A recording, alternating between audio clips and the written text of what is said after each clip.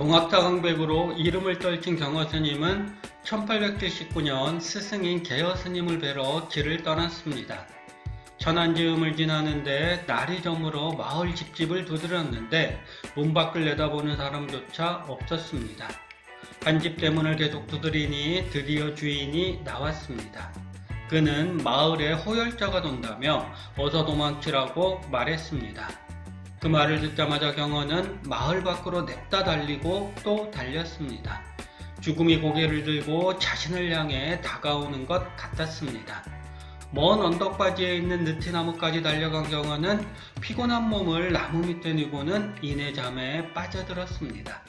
다음날 아침 잠에서 깨어난 경허는 상념에 휩싸였습니다.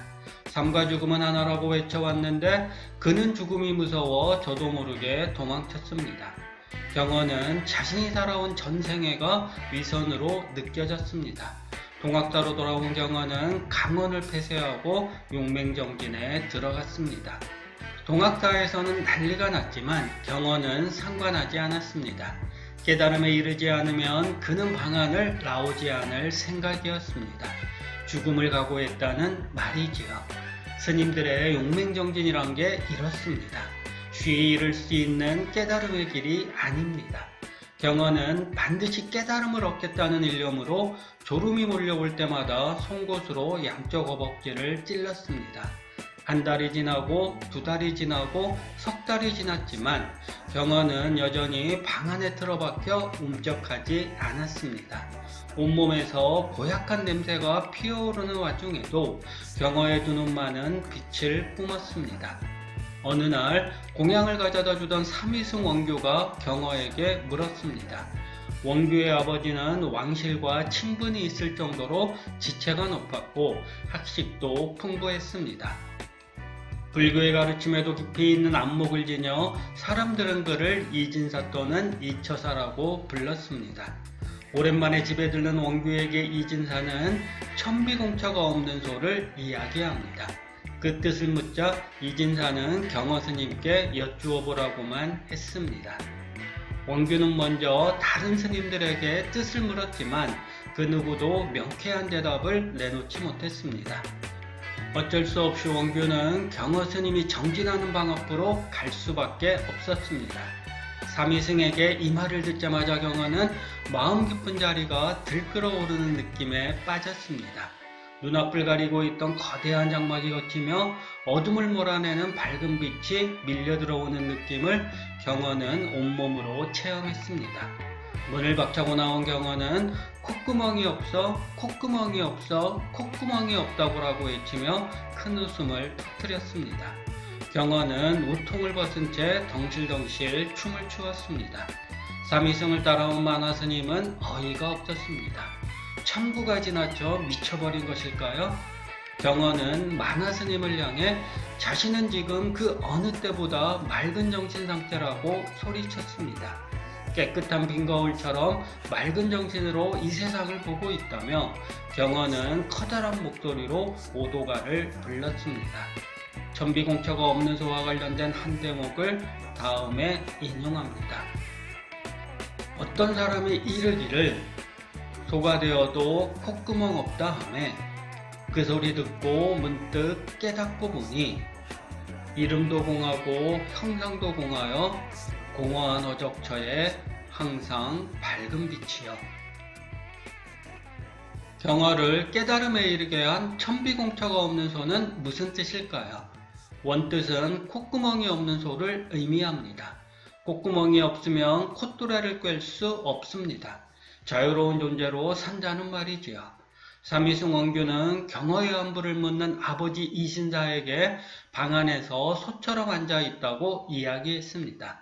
아버지가 중노릇 잘못하면 이 다음에 소가 된다고 말하자 원규는 그 말을 고지고대로 받아들여 공양만 받아먹고 공부하지 않으면 소가 되어 빚을 갚아야 한다는 의미로 받아들입니다. 아들의 뻔한 대답을 들은 아버지는 혀를 차며 소가 되더라도 콧구멍 없는 소가 되어야 하지 하는 말을 들려줍니다. 깨달음을 얻기 위해 용맹정진하는 경허의 뜻을 콧구멍 없는 소로 풀이한 셈입니다. 원규는 아비의 말에 드리워진 깊은 뜻을 채 깨닫지 못하고 경허에게 질문을 던졌고 그 질문이 경허를 확철대오의 경지로 이끈 것이지요. 경허 스님은 새로운 법명을 지었습니다. 깨달은 소를 의미하는 성우였습니다.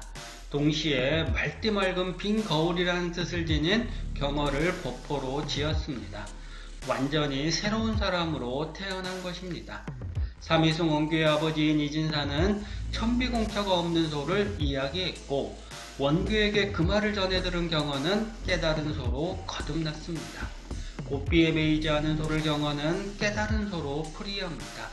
시부도를 보면 깨달은 소는 선방에 머물지 않고 중생들이 사는 시장으로 발길을 옮깁니다. 경허선사라고 다르지 않았습니다. 자유로운 소가 되어 깨달은 진실을 묻 중생들에게 전하는 무해행을 실천한 것이지요.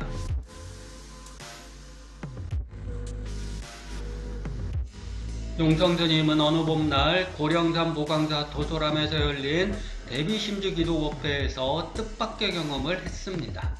법회의 여운에 잠겨 뒤늦게 법당을 나선 스님 앞에 호랑이가 나타났습니다. 서로 눈까지 마주쳤지요.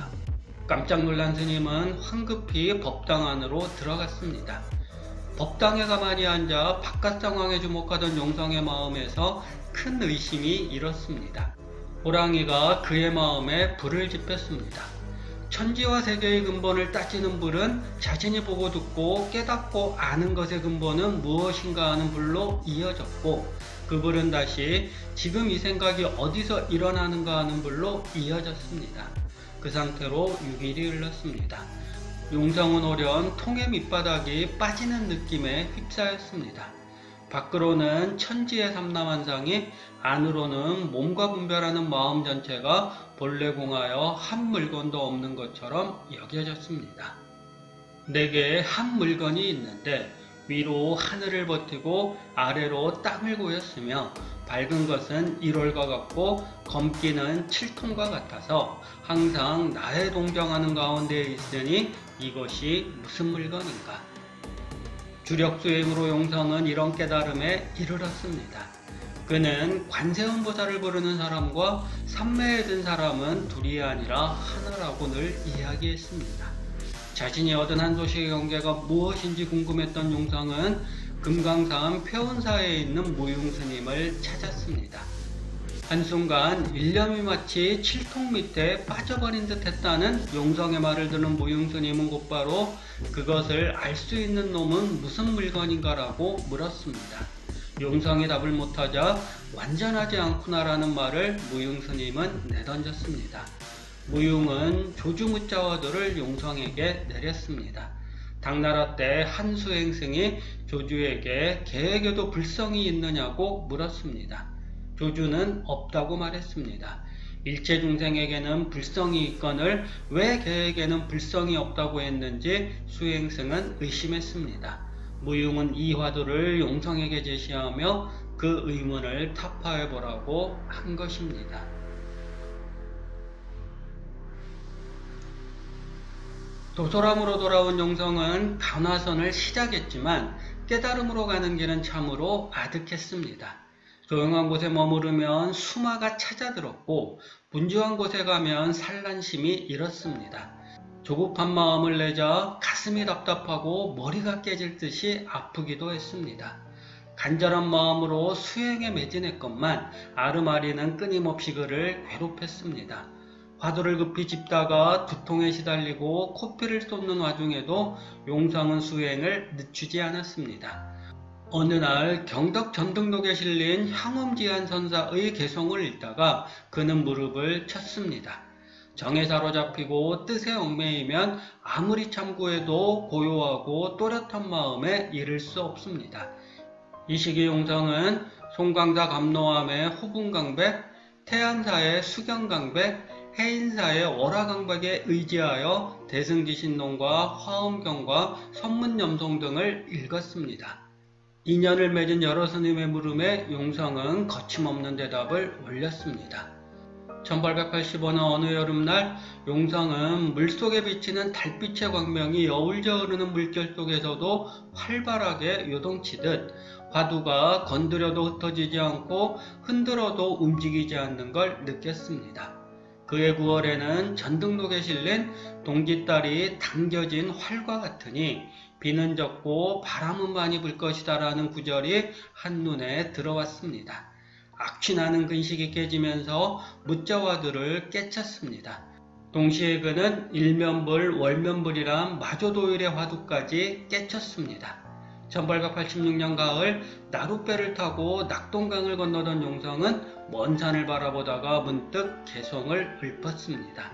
산, 강물, 달, 배, 갈 데가 있음으로써 없었고 다시 없음으로써 있었습니다. 깨달은 이가 부르는 노래를 아래에 인용합니다.